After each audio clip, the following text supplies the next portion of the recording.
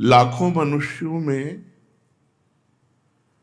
कोई एक ऐसा होता है जो भगवत प्राप्ति के मार्ग में चलने की सोचता है। नहीं तो माया वाटिका का ऐसा मनोरंजन है कि इसी में पूरा जीवन व्यतीत हो जाता है। कामनाओं की बाढ़, चिंता, शोक, भय, इन्हीं में फंसा हुआ नाना प्रकार के दुखों को भोगता हुआ इस दिव्य मानव जीवन को व्यर्थ कर देता है। लाखों में कोई एक धर्मात्मा होता है, सब मनमानी आचरण में चलने वाले होते हैं। उन लाखों धर्मात्माओं में कोई एक भगवत प्राप्ति की बात सोचता है। आत्मबोध हो जाना, भगवान के लिए संपूर्ण जीवन समर्पित करके एक एक श्वास भगवान का नाम जप करना, कोई बिरला। उन चलने वालों में हजारों में कोई एक चल पाता है। तो क्या होता है फिर? वो मनोरंजन में लग जाता है। कंचन, कामिनी, कीर्ति, रुपया पैसा का संग्रह करना, जनेन्द्रीय और रसेंद्रीय के भोगों में तृप्त रहने की भ्रमात्मक संभावना रहना कि मैं खूब अच्छा खा लूं, अच्छा पहन लूं और जनेन्द्रीय जनित सहवास कर लूं, यही मनुष्य जीवन का लाभ है। भगवान तो फिर कभी मिल जाएंगे। और वो भ्रमित होकर रसेंद्रीय और जनेन्द्रीय के भोगों में भटक जाता है। जो साधक कमर कस के ये निश्चय कर लिया है कि इस जन्म में मुझे इंद्रियों की तृप्ति में समय व्यतीत नहीं करना, रसेंद्रिय से स्वादयुक्त भोजन नहीं करना, जनेन्द्रिय से स्त्री सहवास नहीं करना या पुरुष सहवास नहीं करना, इन भ्रमात्मक भोगों को भोगते हुए तो बहुत जन्म व्यतीत हो गए। ये जन्म हम परमात्मा के लिए अर्पित करते हैं। उसकी दिनचर्या क्या होगी? पहला, किसी उच्च कोटि के महापुरुष का आश्रय। पीछे वर्णन हुआ है कि जो किसी महान संप्रदाय से जुड़े हों, जो जितेंद्रिय हों, विषय लोलुप न हो, केवल परमात्म चिंतन में ही जिनका समय जाता हो, भगवान से प्रार्थना करे ऐसे सदगुरुदेव मुझे मिले। सदगुरुदेव की शरण लेकर के फिर पहला उनकी आज्ञा में अपने जीवन को समर्पित करना। जो भगवत मार्ग में चलना चाहते हैं, सदगुरुदेव की शरण, उनकी आज्ञा में जीवन आज्ञा पे ये प्रश्न नहीं होता कि क्या आज्ञा। गुरु आज्ञा में बहुत बड़ी सामर्थ्य है। गुरु ने आज्ञा कर दी। महाभारत में प्रसंग आता है कि वर्षा हो रही, जाओ खेत की मेड़ टूटने न पावे। गए, बहुत संभालने की कोशिश की, मेड़ टूट गई। तो उसी मेड़ के स्थान में अपने शरीर को रख दिया। प्रातः काल हुआ, शिष्य वापस नहीं आए, गुरुदेव गए, आवाज लगाई, उनका गुरुदेव मैं यहां हूं। उनका बेटा तुम मेरी आज्ञा के लिए स्वयं मेड़ बन करके लेट गए। बोले गुरुदेव पानी संभल नहीं रहा था और आपकी आज्ञा पालन करने में यदि हमारे प्राण भी चले जाएं तो। उनका जाओ चारों वेद तुम्हारे हृदय में स्फुरित हो जाए। गुरु कृपा ही केवलम। हम साधन तो निमित्त मानते हैं, कृपा को विशेष मानते हैं। गुरु कृपा से ही शिष्य का साधन संपूर्ण सिद्धावस्था तक पहुंचता है। अगर साधक अभिमान कर ले तो भ्रष्ट हो जाएगा, वो सिद्धावस्था तक नहीं पहुंच सकता। साधन की सिद्धावस्था गुरु की अधीनता है। जो सोचे कि हमने गुरु मंत्र ले लिया, गुरु से उपदेश ले लिया, अब गुरु की क्या आवश्यकता है, अब तो हम साधना करें, साधना करके भगवत प्राप्ति कर ले, असंभव। पीछे चर्चा में कहा गया था जैसे जल के संयोग से कमल पुष्ट होता है और जब सूर्य उदय होता है तो खिल जाता है। सूर्य है गुरुदेव और जल का संयोग है उनकी आज्ञा, और हम हैं कमल। अगर हम उनकी आज्ञा के संयोग में बने रहे तो उनके प्रकाश से हम खिल जाएंगे, हम भगवत आनंद में डूब जाएंगे। और यदि गुरुदेव की आज्ञा रूपी जल संग का त्याग कर दे तो उसी तेज से वो कमल भस्म हो जाएगा। जो गुरु की अवज्ञा कर देगा उसकी साधना कितनी भी उच्च कोटि की हो, वो कभी सिद्ध पुरुष नहीं हो सकता, कभी भगवत साक्षात्कार नहीं कर सकता, कभी आनंद का अनुभव नहीं कर सकता। इसलिए गुरुदेव की अधीनता, उनके वाक्य को ही वेद वाक्य मानना।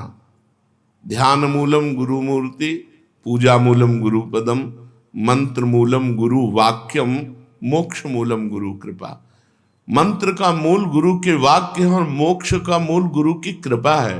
गुरुदेव मनुष्य हैं ऐसा अधम साधक मानता है, गुरुदेव अच्छे संत हैं ये मध्यम साधक मानता है, और गुरुर् ब्रह्मा गुरुर्विष्णु गुरुर्देव महेश्वरा गुरु साक्षात परब्रह्म तस्मै श्री गुरुवे नमः, ये उत्तम साधक का लक्षण है कि जो परब्रह्म सामने हमारे बैठे हुए हैं, हमें और कोई अनुभूति नहीं करनी, हमारे गुरुदेव परब्रह्म है, उनके वाक्य ही वेद है, उनकी आज्ञा का पालन ही साधना है और उनकी प्रसन्नता ही सिद्धावस्था है।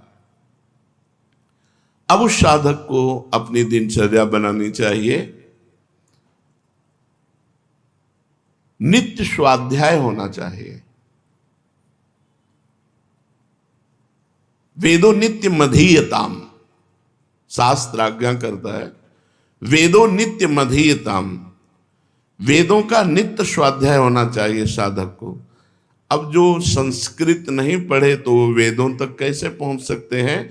तो वेदों को ब्रह्म ऋषियों ने हिंदी शब्दों में भी अपने अपने वाक्यों में भी बोला है, तो वेद वाक्य ही है।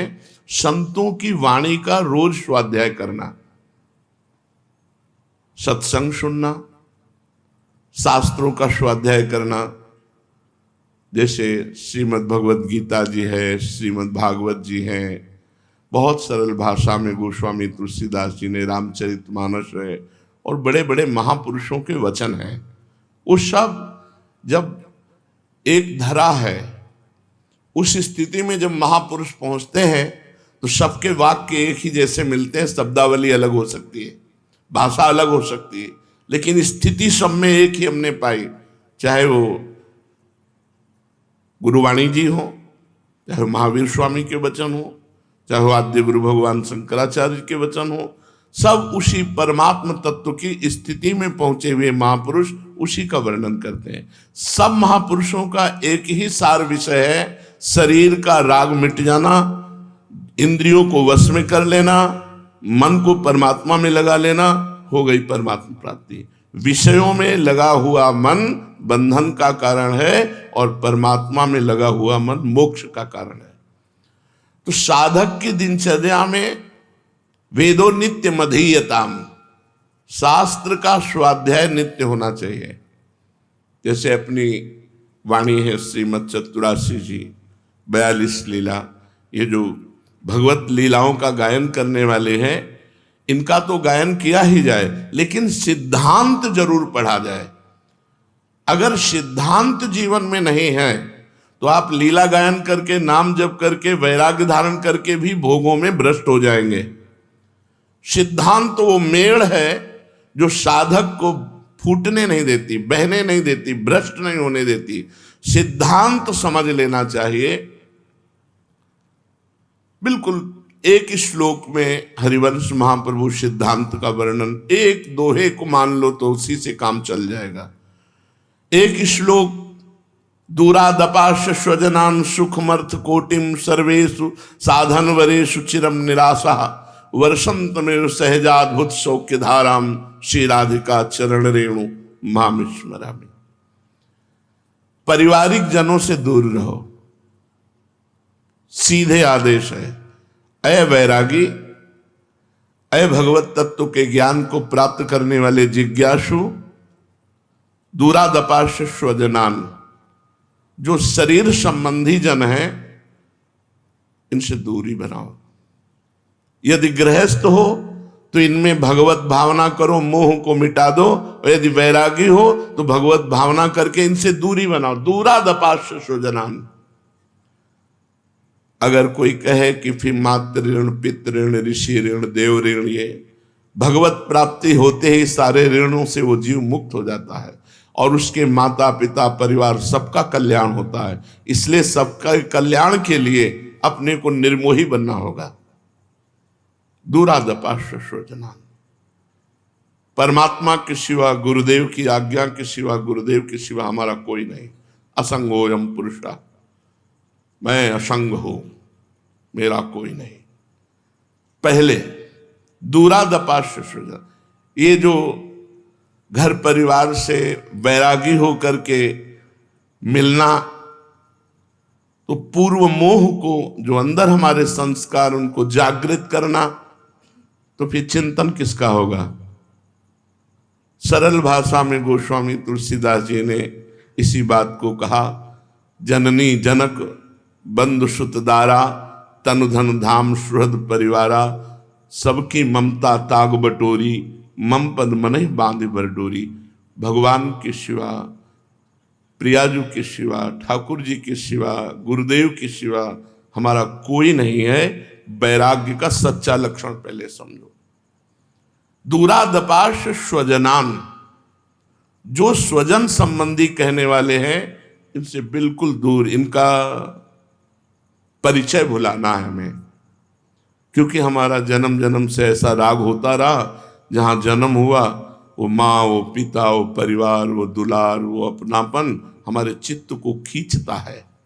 ये जो पारिवारिक मोह है यही दुर्गति का कारण है। यदि गृहस्थ है तो उससे भगवत भावना करके मोह मिटाना होगा कि इन सब में भगवान है, और विरक्त है तो दूरी बना के भगवत भावना करनी होगी। उसको नजदीकी पना नहीं कि सब में भगवान है, हम नहीं, घर नहीं जाना, घर वालों से नहीं मिलना।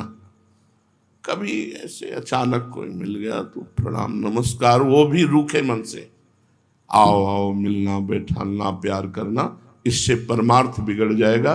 सिद्ध पुरुषों की बात अलग है। साधक को बिल्कुल इस आज्ञा का पालन करना चाहिए। दूसरा, सुखमर्थ कोटिम, रुपये के द्वारा प्राप्त होने वाले सुखों का त्याग। यदृच्छा लाभ संतुष्टो द्वंद्वातीतो विमत्सरः। भगवान जैसे हमारा भरण पोषण करें, हम भगवान के आश्रित होकर अपना भरण पोषण शरीर का होने दें, रुपये के आश्रित होकर नहीं। अगर विरक्त होकर के रुपये के आश्रित हमारा भरण पोषण होता है या रुपये वालों के आश्रित होता है, परमार्थ नहीं बन रहा। पेट भर लो, वीआईपी व्यवस्था में रह लो, आपका परमार्थ नहीं बन रहा। महलों में राखो चाहे झोपड़ी में वास दो। बैरागी संतों की ये स्थिति रहेगी। कभी महलों में वास कर रहे हैं, कोई महलों में ले गया, कभी फुटपाथ में वास कर रहे हैं, कभी कोई चंदन माला चला रहा है तो कभी कोई जूता भी चला दिया, कोई फर्क नहीं। कभी कोई गाली भी दे दिया, मारपीट भी दिया, तो भी उसका मंगल किया। तुम्हारा मंगल हो, भगवान तुम्हारा कल्याण करें, तुम्हारा मंगल हो। कभी उनसे द्वेष, साधु बहुत बड़ी स्थिति होती है। तो सुखमर्थ कोटिम, रुपये का आश्रय नहीं अंदर से होना चाहिए, आश्रय भगवान का होना चाहिए। तीसरा, शरीर राग, सर्वेषु साधन वरेषु, इसमें शरीर राग छिपा हुआ है। मैं साधना करता हूं, इस साधना के बल से भगवत प्राप्ति करूंगा, इसमें भी अहम ग्रह है।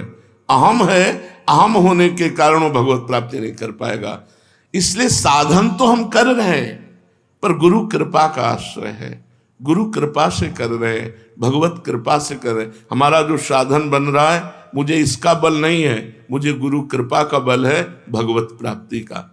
तीन बातें हरिवंश महाप्रभु ने कही। सबसो हित निष्कामति श्री वृंदावन विश्राम, श्री राधा वल्लभ लाल को हृदय ध्यान मुख नाम। सबसे हमें व्यवहार करना पड़ेगा। मनुष्य जीवन है, मिलेंगे भगत जगत सब, लेकिन सबसे हमें निष्काम मति रखनी है। हमें कोई चाह नहीं करनी किसी व्यक्ति के मिलने से, किसी से प्रेम से व्यवहार करने से मेरे अंदर ये चाह ना पैदा हो जाए कि ये व्यक्ति हमें कुछ दे या देगा।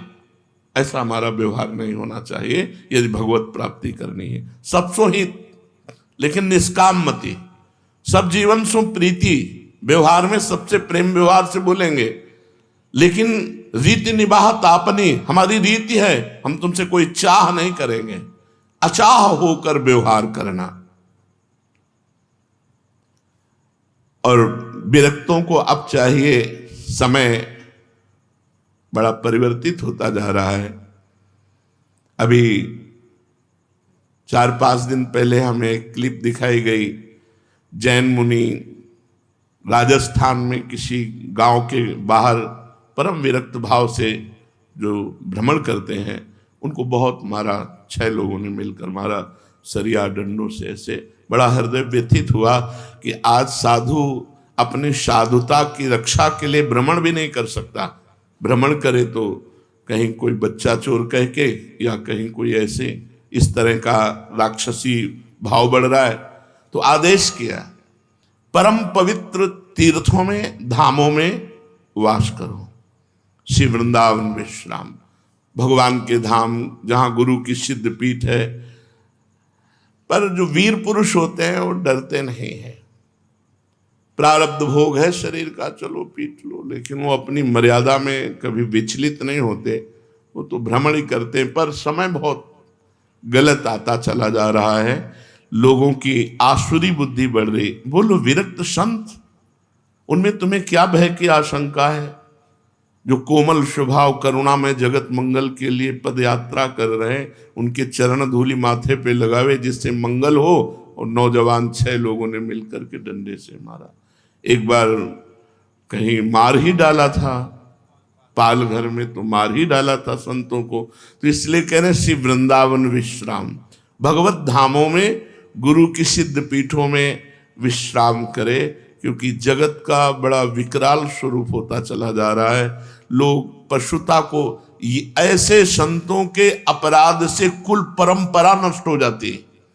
साधु अवज्ञा तुरंत भवानी कर कल्याण अखिल के हानि। जो विरक्त संत हैं उनके प्रति केवल रोष दृष्टि से देख लेने मात्र से अनेक जन्मों के पुण्य नष्ट हो जाते हैं। फिर उन पर प्रहार कर देने से तो सर्वनाश हो जाएगा। उनको न लोक के रहेंगे, न परलोक के, न उनके बाप बाबा रहेंगे। पितरों तक का नाश हो जाता, पतन हो जाता है। अगर एक कुल में भगवत भक्त जन्मे तो उनके पितरों की तृप्ति हो जाती है, उद्धार हो जाता है। अगर एक दुष्ट जन्मे तो पितरों तक का पतन हो जाता है। सब सुहित, सबसे प्यार करो, निष्काम भाव से रहो, भगवत धामों का सेवन करो, निरंतर भगवान नाम जप करते हुए अपने इष्ट का ध्यान करो।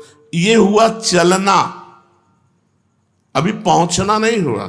भगवान कह रहे हैं मनुष्याणाम शास्त्रेषु कश्चिद् यतति सिद्धये। सिद्ध के मार्ग में कोई बिरला ही चलता है जो बिल्कुल शास्त्र की आज्ञा के अनुसार, गुरु की आज्ञा के अनुसार चलता है। भगवान के नाम का कीर्तन करना, भगवान के श्री विग्रह के सामने नृत्य करना, जोर जोर से भगवान को एकांत में पुकारना, बड़े महापुरुषों का संग करना। साधु संग बहुत सोच समझ के करे। हमको उपदेशक तो लाखों मिल सकते हैं, लेकिन साधु मिलना कठिन मिल रहा है। इसलिए कभी आज तक संग नहीं किया। प्रवचन हो रहे, दूर से सुन लिया, कभी संग नहीं किया।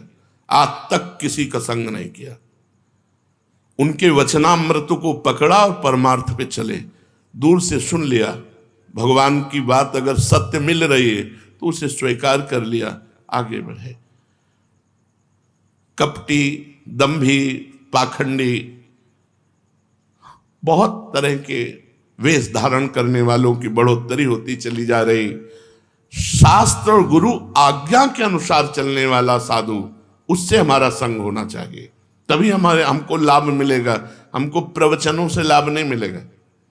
जिसके स्वयं के आचरण पवित्र नहीं, जो कंचन कामिनी का गुलाम है, वो ब्रह्म तत्व का उपदेश करे तो कैसे अनुभव में आएगा? अनुभव में तब आता है जब स्वयं में स्थित हो और फिर वो बात कहे तो बात समझ में आती है।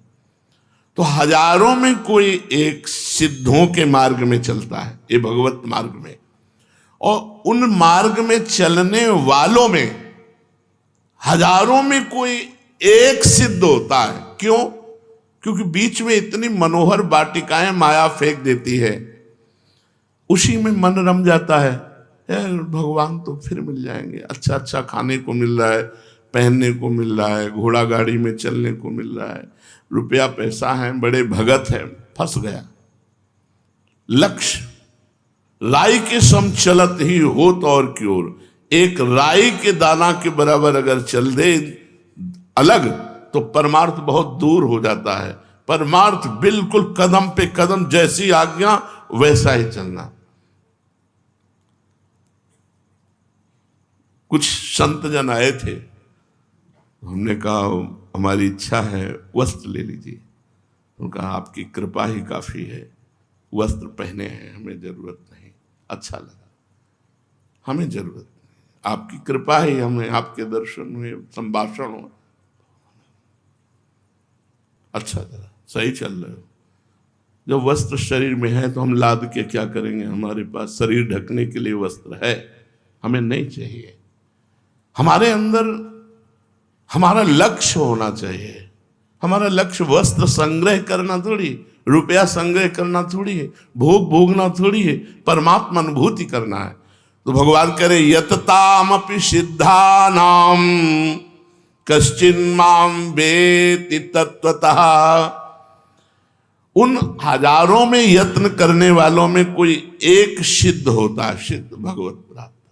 लेकिन कठिनाइयां भी है, इतनी आंतरिक कठिनाइयां हैं, काम क्रोध का वेग, लोभ मोह का वेग, कुछ आनंद की अनुभूति हृदय में नहीं हो रही, अंधकार छाया हुआ है, भजन का प्रयास कर रहा है, माया अपनी तरफ आकर्षित करके उसके चिंतन को खसीट रही है। बड़ा युद्ध है, कोई छोटा मोटा नहीं, महाभारत युद्ध से भी बढ़कर युद्ध है। ये युद्ध वही जानता है जो साधक भगवत प्राप्ति के मार्ग में चल रहा है। जो बैलेंस बना के मनोरंजन कर रहे हैं उनको तो युद्ध से मतलब ही नहीं, लेकिन जो संयम से भगवत प्राप्ति के मार्ग में चल रहा है उसके हृदय में दाह पैदा होती है। वो महान तितिक्षु, कष्टों को सहने वाला, बाहरी भीतरी दोनों प्रकार के प्रहारों को सहने वाला, वो सहत सहत बाढ़े भगति गृह तनु गुरु हितगार। अब श्री भगवान कह रहे हैं मेरे सिवाय किंचन मात्र कुछ नहीं है, सब परमात्मा ही परमात्मा है। हमें तुम्हें क्यों नहीं दिखाई दे रहा? क्योंकि हम परमात्मा को नहीं, अष्टधा प्रकृति को अपना मान लिया, उसी में फंस गए। जो पंच महाभूत मन बुद्धि अहंकार, इसमें हम तन्मय हो गए। इसलिए हमें परमात्मा तत्व का बोध ना होने के कारण हमको स्त्री दिखाई देता है, पुरुष दिखाई देता है, दुरात्मा दिखाई देता है, महात्मा दिखाई देता है, छोटा बड़ा अच्छा बुरा। भगवान ये वर्णन कर रहे हैं कि इसी में फंस गया। अगर गुरु कृपा से अष्टधा प्रकृति से मुक्त हो जाए तो उसे अनुभव में होगा मत्तः परतरम नान्यत् किंचिदस्ति धनंजय, मेरे सिवाय दूसरा कोई भी किंचन मात्र कहीं कुछ नहीं है। कारण, क्योंकि मैं इस जगत का कारण भी हूं, कार्य, इस जगत का कार्य भी मैं हूं, कारण भी मैं हूं, बनने वाला भी मैं हूं और बनाने वाला भी मैं हूं, और मिटने वाला भी मैं हूं और मिटाने वाला भी मैं हूं, सजने वाला भी मैं हूं और सजाने वाला भी मैं हूं। फिर परेशानी क्या है? परेशानी यह है ये पंचभूतों के रचित बवंडर में फंस गए, इस देह में फंस गए, मैं तू में फंस गए, मेरा तेरा में फंस गए। बस यही मिटाने के लिए मानव देह मिला है। श्री भगवान कह रहे हैं जैसे सूत का माला, तो सूत का धागा भी और सूत की मणियां भी ऐसे चराचर जगत है। अष्टधा प्रकृति भी मैं ही बना हूं और परा प्रकृति भी मैं हूं, मेरे सिवा कोई नहीं है। सबका मूल कारण भी मैं हूं और सबकी क्रिया भी मैं हूं। बोलो क्या परेशानी? वही परमात्मा सतोगुण रजोगुण तमोगुण, वही परमात्मा सतोगुण रजोगुण तमोगुण की क्रियाएं। और इसीलिए जो संत जन होते हैं वो निरपेक्ष होते हैं।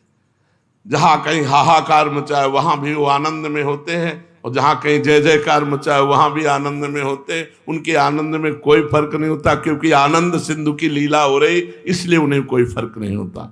तो अपने को इतना ज्ञान नहीं है कि सब भगवान ही है, तो हम इतना तो आज से शुरू ही कर दें कि सुना है सब में भगवान है, सब रूपों में भगवान है। इसलिए हम किसी से लड़ाई झगड़ा नहीं करेंगे, किसी से द्वेष नहीं करेंगे। दूसरा कोई हमें गाली देगा तो मेरा ही भगवान है, इसलिए हम पलट कर गाली नहीं देंगे। कोई हमें मारेगा तो हम पलट कर उसे मारेंगे नहीं। हम इतनी साधना तो शुरू कर दें, हम किसी से द्वेष न करें, विमत्सराः, किसी से द्वेष न करें, किसी से लड़ाई झगड़ा न करें। सब में मेरा भगवान है।